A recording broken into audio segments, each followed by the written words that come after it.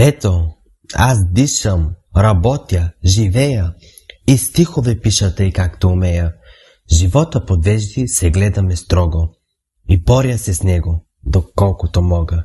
Живота сме в разпра, но ти не разбирай, че мразя живота.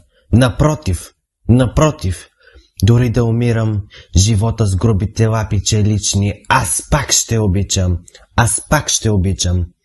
Да кажем, сега ми окачат въжето и питат: как? Искаш ли час да живееш? Веднага ще кресна: свалете, по-скоро свалете въжето, злодеи. За него живота направил бих всичко.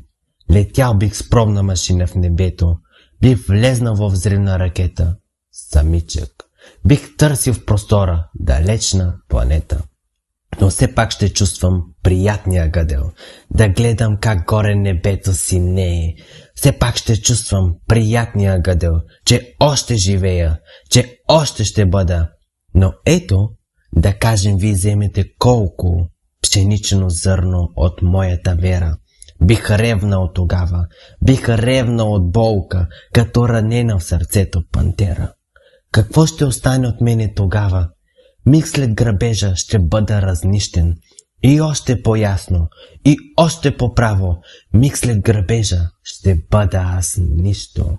Може би искате да я сразите, моята вяра, в дните честити, моята вяра, че утре ще бъде живота по-хубав, живота по-мъдър. А как ще штурмувате, моля? С куршуми?